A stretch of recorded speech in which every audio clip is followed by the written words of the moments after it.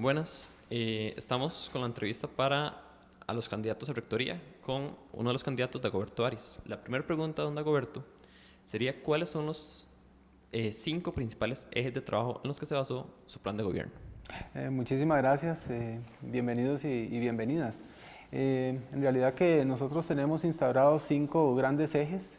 Yo empezaría comentando quizás el primero, que ha sido un mandato institucional y ha sido hacia el fortalecimiento del quehacer de la investigación, convirtiéndole como el eje principal del quehacer académico del Instituto Tecnológico de Costa Rica, y en ese sentido los retos que tenemos y las propuestas van muy encaminadas a una reforma en la manera en que nosotros asignamos los fondos desde la Vicerrectoría de Investigación y Extensión, siempre procurando que la pertinencia, la calidad de la investigación sea al servicio de los sectores sociales y productivos, incorporando en todos los procesos a profesores y obviamente la participación muy activa de los estudiantes en este proceso. Tenemos como reto muy importante integrar todas las acciones del posgrado precisamente para que se vean reflejadas en las actividades de investigación. El segundo eje de acción va muy relacionado con la parte de la calidad en todo el quehacer académico. Y aquí tenemos el compromiso de crear nuevas carreras que sean únicas y pertinentes para el país, pero también llevamos el compromiso de atender significativamente todo el proceso de autoevaluación, la acreditación, la reacreditación, y esto llevarlo y trasladarlo incluso a la parte de lo que hacemos en laboratorios y prepararnos como institución. Hemos logrado el estado o el nivel de madurez suficiente para ostentar a una acreditación de carácter institucional en todas nuestras labores. El tercer eje de acción, que es quizás el que refleja la pertinencia de la institución con respecto a las necesidades del país y de una sociedad que demanda los servicios de la universidad pública, es el eje de vinculación. Y en el eje de vinculación, nuestra propuesta fundamental es volver cada vez más visible la extensión y la acción social que está invisibilizada en la institución. Y aquí tenemos que hablar de cosas muy grandes. Nosotros hablamos de la necesidad de la transformación de todas estas actividades en una vicerrectoría totalmente aparte. Obviamente tenemos que transitar lentamente y quizás el primer impacto es, y quizás es la medida más inmediata, es poder crear una dirección de acción social que atienda precisamente de mejor manera todas estas actividades que desarrollamos de servicio, de extensión, de transferencia del conocimiento directamente a los sectores sociales y productivos. Obviamente tenemos que fortalecer muchísimo estructuras que ya tenemos, como lo es el centro de vinculación, también atender el hecho de poder incorporar todas las actividades que se hacen a nivel de emprendedurismo y de esta manera entonces causar el impacto desde el punto de vista de vinculación pertinente y necesario, y ante los ojos de la sociedad ser una universidad que responde precisamente a esos principios. Tenemos que atender en sobremanera la vida estudiantil, en el mejoramiento de las condiciones, en crear mejores oportunidades de ingreso de nuestros estudiantes, de garantizar a través de esas oportunidades la permanencia, de acortar precisamente los tiempos para la graduación exitosa. Tenemos que generar competencias en 2 vías muy importantes: el emprendedurismo como eje fundamental y el dominio de un segundo idioma, que nos va a permitir que nuestros estudiantes egresados tengan mejores oportunidades para encontrar el nicho laboral o emprender su propia empresa una vez que han pasado por el ciclo normal de la institución. Y el último eje es el de modernización, y esto atiende precisamente a toda una estructura organizacional en la institución que facilite todos los procesos, y que como institución tecnológica nosotros lideremos el uso intensivo de las tecnologías, especialmente de comunicación y de información, al servicio de toda la comunidad institucional. Muchas gracias. La segunda pregunta sería, ¿cuáles cree usted que son las 3 necesidades principales que tiene el tecnológico? Bueno, necesidades, podríamos decir, o prioridades que tenemos en este momento. Y esto yo lo resumo también en el ámbito de las 5 universidades públicas. Nosotros tenemos que garantizar permanentemente la pertinencia, el impacto a través de los esfuerzos de vinculación. Y en el caso nuestro, como universidad, nosotros en comparación con las otras universidades, el impacto que hemos tenido a nivel de regiones, especialmente de aquellas regiones las más necesitadas del servicio de la universidad pública, nosotros tenemos que dar pasos todavía más significativos. Hemos consolidado y vamos a incidir fuertemente en las inversiones en la sede regional San Carlos. Estamos con los primeros pasos en el centro académico en Limón y ahí tenemos que llevar toda la estructura que tenemos en la sede regional San Carlos y todos los programas, igual que la sede aquí en Cartago, precisamente al centro académico de Limón. Tenemos que fortalecer al centro académico en San José y aquí la propuesta, pensándolo en grande, es convertirla en sede y precisamente garantizarle todas esas capacidades. Pero también tenemos la necesidad de seguir impactando en la zona de Alajuela, precisamente a través de la consolidación de la sede interuniversitaria de Alajuela o de un modelo propio que podamos incidir en esta región tan importante. Tenemos el compromiso también de impactar en la zona sur, tenemos la necesidad de impactar en Guanacaste. Entonces, todos estos modelos de crecimiento institucional precisamente nos indican de que esa es una de las grandes prioridades que tenemos a nivel de la institución. El otro reto importante es cómo integrar efectivamente el posgrado, y aquí yo cuando hablo de posgrado es también las actividades que desarrollamos a través de la Fundatec, cómo las integramos efectivamente para que el eje transversal de la institución sea precisamente la investigación.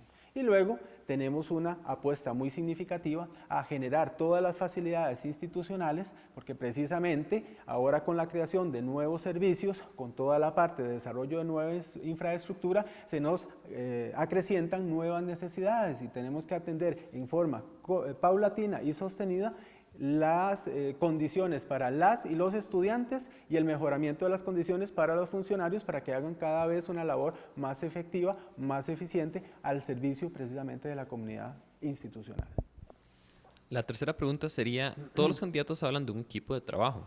¿Cuál es su equipo de trabajo si queda electo para rectoría? En este caso, vicerrectorías.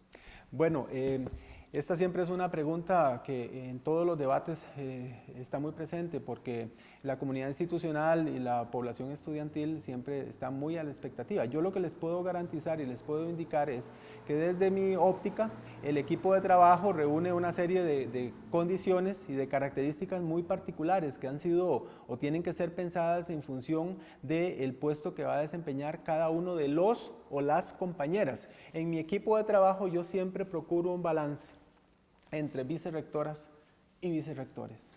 En cada una de las áreas de competencia de las vicerrectorías, obviamente ya uno tiene en mente personas que tienen unas cualidades, que tienen una formación académica, que tienen un espíritu de servicio, que tienen una forma de trato muy cordial, pero también muy visionario y con toda la firmeza para precisamente atender el liderazgo en cada uno de los campos de acción.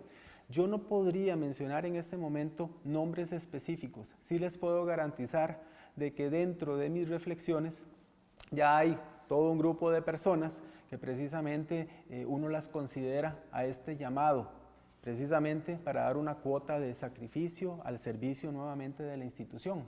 En ese sentido, yo sí debo ser muy transparente, no quisiera exponer nombres de personas porque esto siempre acarrea en la parte personal siempre algún nivel de dificultad. Quienes recuerdan, yo en la ocasión anterior, justamente ante un pedimento de la comunidad institucional, yo ofrecí y di los nombres de los 4 vicerrectores y vicerrectoras, en expectativa de que los otros compañeros candidatos tuvieran igualmente la firmeza y el liderazgo de poderlo hacer, y ninguno lo hizo. Y en esta oportunidad no creo que ninguno lo vaya a hacer, entonces por eso yo digo, es una actividad muy pensada, siempre pensando en el bienestar de la comunidad institucional y en garantía y salvaguarda también de las compañeras y compañeros ante la exposición de un nombre en particular. La pregunta número 4 es sobre el Fondo Especial para la Educación Superior. ¿Qué medida piensa realizar para rendir cuentas de una manera más eficiente y eficaz al pueblo costarricense y no solo al Poder Ejecutivo o Legislativo? Miren, la rendición de cuentas tiene que ser una actividad diaria en la institución y es que precisamente nosotros somos los salvaguardas y la custodia de los fondos públicos que han sido depositados por las y los costarricenses, precisamente para que la universidad pública pueda cumplir con su misión. Y tenemos ahí el reto significativo importante, graduar profesionales de la más alta calidad, y no solo en la formación de especialidad, con esos valores humanistas y de pertinencia hacia la atención de los grandes problemas sociales como un eje sustantivo.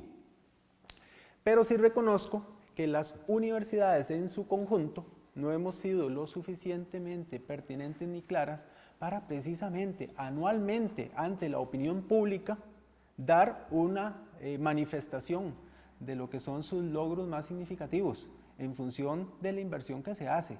Y esto es una actividad que yo voy a liderar precisamente desde CONARE para que quien presida anualmente CONARE todos los años en Consejo de Rectores podamos dar una rendición de cuentas, así como se hace a nivel del Gobierno de la República, precisamente sobre el actuar de la universidad pública y los ejes de acción y de pertinencia de impacto. La quinta pregunta es, el TEC ha sido criticado fuertemente por la falta de proyección y extensión. ¿Qué medidas piensa realizar en la institución para fortalecer la extensión y acción social? Miren, este es un tema que hemos venido discutiendo, yo lo mencioné que es uno de los ejes fundamentales. Nosotros tenemos que darle una apuesta muy decidida a la parte de la vinculación. Tenemos una estructura actual motivada a nivel de una vicerrectoría que trata de cubrir los dos aspectos, la investigación y la extensión. La mayoría de los proyectos de investigación tienen que tener su componente precisamente de transferencia. Sin embargo, no estamos atendiendo de la mejor manera todas estas actividades. Tenemos programas muy importantes con fondos de CONARE como lo es regionalización, y actualmente, a pesar de las críticas que se hicieron hace más de 4 años, sigue siendo una estructura paralela. La forma de solucionar y de causar un impacto y de darle visibilidad a todo el quehacer de la extensión y especialmente toda la labor de acción social y de pertinencia social que se realiza en la mayoría de las escuelas, pero no la tenemos sistematizada. Y si no la tenemos sistematizada ni organizada, no podemos respaldarla ni podemos darle apoyo. Por eso es que la apuesta decidida es crear una nueva vicerrectoría que atienda prioritariamente estas condiciones especiales de extensión y de acción social, que esté al mismo nivel de la investigación y que se complemente con la parte especialmente de la docencia y la academia.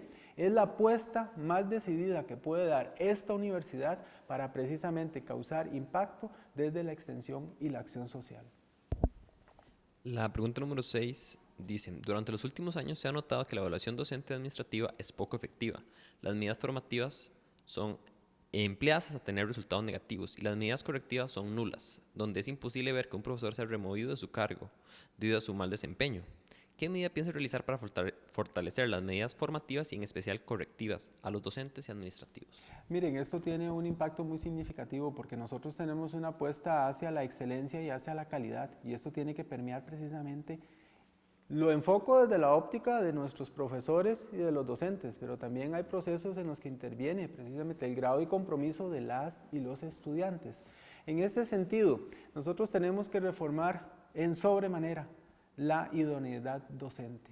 Miren, yo tengo que contarles la historia. La mayoría de los profesores ingresamos aquí a la institución, nos enfrentamos a las labores docentes y no hemos recibido una inducción, un entrenamiento necesario con todas estas habilidades precisamente para cómo transmitir de la mejor manera los conocimientos, y no es en una sola vida. Nosotros tenemos que interiorizar de que la generación de conocimiento viene en las dos vías. Un profesor aprende de sus estudiantes y los estudiantes aprenden también del profesor, y hay una vía muy importante y que es la generación del conocimiento propio precisamente a través de esa interacción.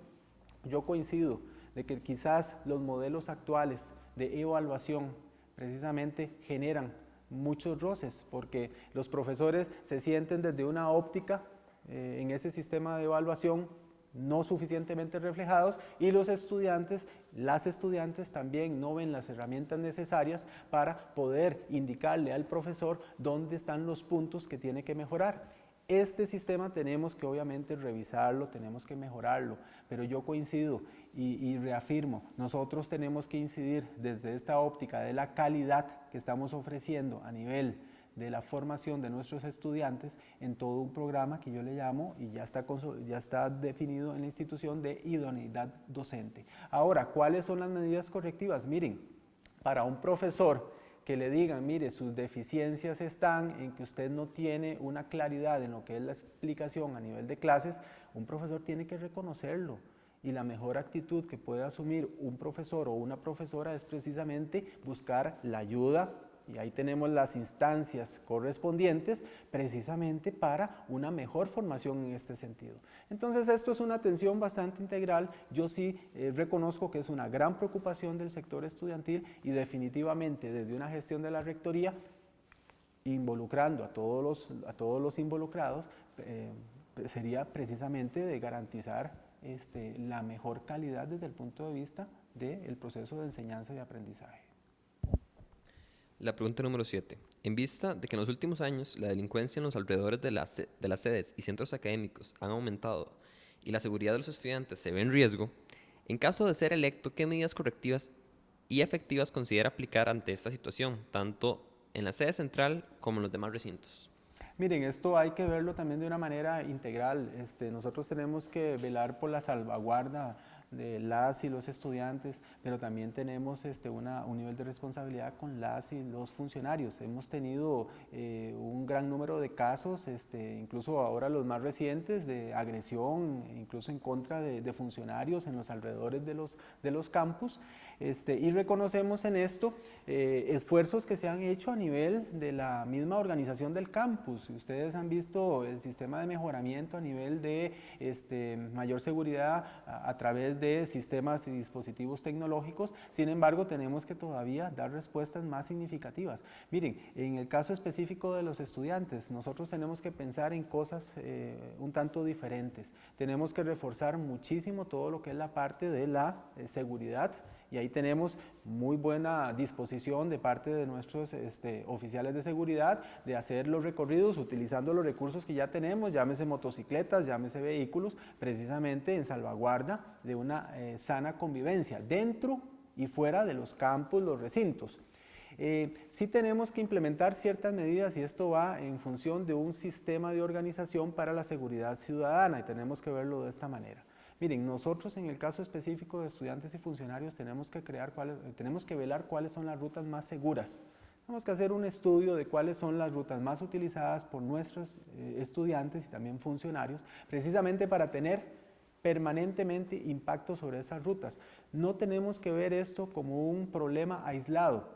Recuerden que en cada uno de los sedes y recintos tenemos también el acompañamiento de la fuerza pública, de la policía municipal, y ahí tenemos que crear estas sinergias precisamente. Tenemos que organizar a las comunidades alrededor de nuestros campus y recintos, precisamente en este principio de la salvaguarda de la seguridad ciudadana.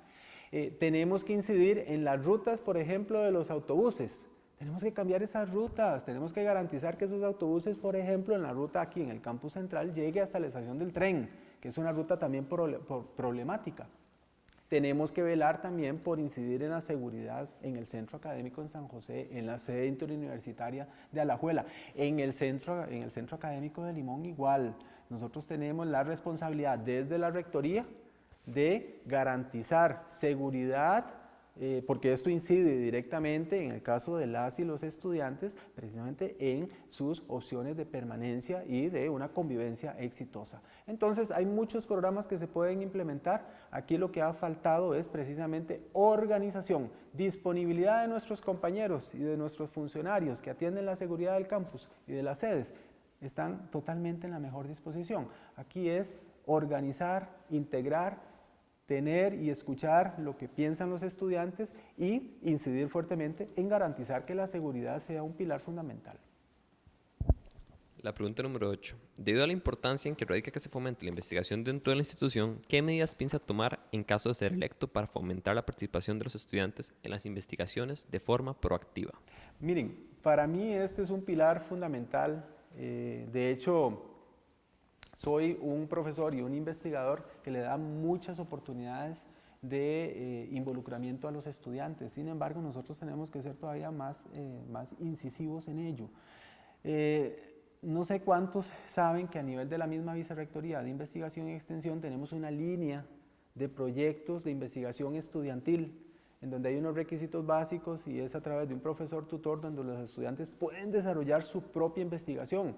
Bueno, la cantidad de proyectos que se presentan semestralmente y anualmente realmente es muy baja y nosotros quisiéramos tener más incidencia, pero tenemos también una situación coyuntural institucional que tenemos que resolver y es que el estudiante activo institucional tiene también dentro de sus quehaceres académicos, ¿verdad?, una sobrecarga en cuanto al tiempo.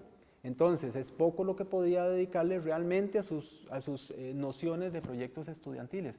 Por ello es que nosotros hemos insistido en que tenemos que flexibilizar horarios, tenemos que crear mejores competencias para que los estudiantes puedan tener mejor acceso a cursos y también tengan el tiempo necesario para incorporarse en labores específicas de investigación.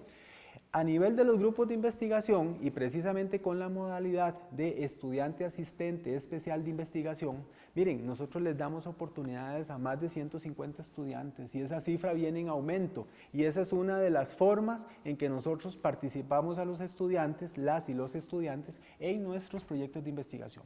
Pero tenemos que mejorar varias cosas. Fíjense que en la mayoría de los casos el estudiante llega a ser un asistente del profesor. Llega quizás a pasar datos, llega a una labor muy mecánica en un laboratorio analizando muestras y la idea, concepción mía no es esa. El estudiante tiene que involucrarse en todo el quehacer y desarrollo de la investigación. Tiene que incluso involucrarse en lo que es la parte activa de publicaciones científicas. Y en esto nosotros tenemos que velar por crear precisamente esas facilidades y esas competencias en las y los estudiantes. Y tenemos también un reto allí muy importante y muy significativo. Fíjense que a nivel institucional, cuando un estudiante nosotros lo tenemos que llevar a una gira de un proyecto, no tenemos un mecanismo de poderle pagar viáticos. O sea, tenemos que buscar mecanismos alternos de cómo garantizarle sus gastos. Entonces tenemos allí una situación de trato desigual. Entonces tenemos que realmente operar los fondos, los mecanismos y los reglamentos en fortalecimiento para que la participación estudiantil en proyectos de investigación sea una realidad para todos. Y casi que sería indispensable que durante el ciclo de permanencia del estudiante en la institución por lo menos se haya involucrado en un proyecto de investigación. La novena pregunta dice: la formación a nivel bilingüe es escasa, donde solo se cuenta con el servicio de inglés CONAR en la sede central, aún sabiendo la gran importancia que tiene que los estudiantes salgan preparados en esta área, debido a la gran competitividad a la que se enfrentan. ¿Qué apoyo pueden esperar los estudiantes de su parte en el área de apertura de cursos de nuevos idiomas en las diferentes sedes y centros académicos, donde los mismos tengan una garantía de certificación? Miren, todos somos conscientes de que tanto funcionarios y especialmente en el caso de las y los estudiantes, la competencia de un segundo idioma es un elemento clave. Lo necesitamos precisamente para impactar e incurrir en las labores de investigación. Lo necesitamos para precisamente generar nuevas capacidades a nivel de la posibilidad de empleabilidad a nivel nacional o internacional. Necesitamos incrementar esas capacidades para pegarlas a todas las oportunidades que estamos generando a nivel de la movilidad estudiantil internacional. Entonces, yo creo que de parte de la institución tenemos un claro mandato de que el segundo idioma, inglés, porque no descarto también competencias en otros idiomas, debería ser un eje fundamental y debemos garantizar que durante el periodo de permanencia de nuestros estudiantes las habilidades en inglés sean certificadas. Y allí tenemos, bueno, muchas cosas que podemos hacer incluso con la Escuela de Ciencias del Lenguaje. Y allí hay una apuesta muy importante en la dotación de equipamiento, porque mucho de esto hay que hacerlo a nivel también del uso de las tecnologías de información y comunicación, la virtualización y especialmente todas las oportunidades que se puedan ofrecer a nivel internacional, y en eso tenemos que crecer muchísimo a nivel de convenios para que las estancias que puedan hacer los estudiantes, y queremos que todos los estudiantes tengan una oportunidad dentro de su periodo de estudios de hacer una estancia en el exterior y precisamente sea para mejorar sus competencias a nivel del idioma inglés. La pregunta número 10 dice: ¿qué medida piensa implementar para integrar más a las sedes de centros académicos y que tengan igualdad de condiciones con respecto a los servicios que se ofrecen en la sede central? Miren, nosotros tenemos estructuras básicas a nivel, por ejemplo, de un consejo de rectoría, un consejo de rectoría ampliado, en donde nosotros tenemos el espacio semanal, en donde se integren los directores y los coordinadores correspondientes de cada una de las dependencias y obviamente todo el trabajo muy colaborativo a nivel de lo que son los directores de sede o de centro académico. Ese es un espacio. Ahora, este espacio hay que fortalecerlo. Porque hay situaciones en las cuales debemos ser conscientes que durante una mañana o una tarde no podemos atender el volumen de situaciones que hay que analizar institucionalmente.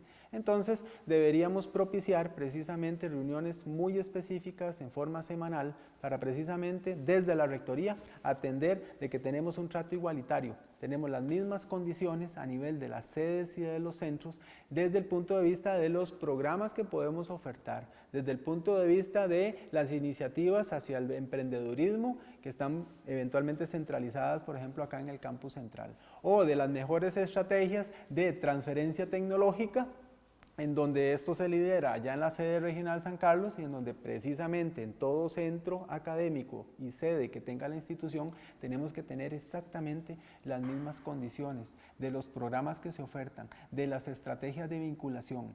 Y en esto quizás el llamado de la rectoría es precisamente crear esos espacios para garantizar lo que ustedes muy bien apuntan y es una necesidad también a nivel institucional. Igualdad en oportunidades y en facilidades en todos los centros y sedes que tenemos a nivel de la institución. La pregunta número 11 dice, ¿qué acciones medibles o concretas implementaría usted como rector electo para instaurar una nueva cultura de emprendimiento, innovación, formación humanística para que el estudiante tenga más impacto en la articulación de la nación? Miren, medidas concretas. Tenemos que darle una apuesta muy decidida al Centro de Emprendedurismo. Y esto es traer en primera etapa, crear las condiciones a nivel de la infraestructura, la dotación de las plazas y de los recursos disponibles para que esto sea una realidad aquí dentro del campus. Consolidando esto, vienen programas muy específicos que ya se han venido gestando a nivel de comisiones muy especiales que velan por esta temática. La Feria de Ideas de Negocios, todas las iniciativas del espíritu emprendedor para estudiantes y para funcionarios, la parte de los procesos de incubación que podemos llevar a cabo. Entonces, esta es una apuesta decidida que tiene que tener la institución. Y en este sentido, nosotros hacemos el llamado precisamente a la Escuela de Administración de Empresas para que lidere estos procesos, involucre a las escuelas de la institución, permee todos estos procesos a los centros y a las sedes y haga precisamente la realidad y la fortaleza de que a nivel nacional el emprendedurismo, la cultura emprendedora sea una realidad. Hay cosas muy significativas y es que para poder hablar de emprendedurismo nosotros tenemos que por lo menos en el caso de los profesores y obviamente en el caso de las y los estudiantes tenemos que por lo menos haber participado en una feria de ideas de negocios, tenemos que saber qué es precisamente ese camino para poder hablar con más propiedad de estos temas. Por eso es que transversalmente nosotros quisiéramos hablar de emprendedurismo tanto en profesores, en profesoras, en funcionarios, en las y los estudiantes. Y luego, desde el punto de vista de la formación humanística, no podemos dejar de lado los programas precisamente de formación humanista que tenemos que fortalecerlos y tenemos que llevarlos a todas las sedes y a los centros académicos correspondientes. La última pregunta sería, ¿quién es Dagoberto? Dagoberto Arias es un servidor de todos ustedes. Soy profesor de la Escuela de Ingeniería Forestal. Tengo más de 22 años de servicio a la institución. Me mantengo muy activo siempre en la parte de proyectos de investigación, con mucha participación a nivel de las y los estudiantes. He sido y he ocupado cargos de dirección administrativa en la institución. Inicié coordinando el centro de investigación que tiene la Escuela de Ingeniería Forestal. Luego tuve la gran oportunidad y satisfacción de poder servir a la comunidad desde la Vicerrectoría de Investigación y Extensión. Allí estuve durante 6 años. Actualmente soy el director de la editorial tecnológica. Sigo siendo profesor, tengo proyectos de investigación y me presento ante ustedes como un servidor al servicio de la comunidad institucional. y hoy como un candidato que precisamente tiene las condiciones y el liderazgo necesario para asumir estos retos que hemos conversado en esta mañana y de realmente posicionar al Instituto Tecnológico de Costa Rica como la universidad de excelencia al servicio de los sectores sociales y productivos que demanda este país. Bueno, don Dagoberto, unas últimas palabras a todas las personas que nos están viendo para que voten por usted. Bueno, miren, aquí el llamado es en estos procesos que son de profunda reflexión institucional, el primer llamado es que todos participen. Tenemos múltiples posibilidades para ellos, que en una forma muy consciente ustedes revisen los idearios, revisen lo que nosotros les estamos proponiendo, que también escuchen el clamor de los diferentes sectores, que hagan ustedes valer también su voz en estos espacios de reflexión, que se organicen, que analicen, que propongan, que estén muy abiertos precisamente a contribuir al mejoramiento institucional. Estas actividades contribuyen muchísimo al mejoramiento institucional, porque desde la óptica de una gestión necesitamos que precisamente sean los diferentes sectores los que digan, vamos muy bien por acá, o los que digan, nos falta incidir sobre esto, y quienes nos digan los grandes retos que tenemos y que no han sido atendidos son los siguientes. Entonces quizás el llamado es en este sentido. A final de cuentas, el voto es una voluntad muy personal, el voto se ejerce en silencio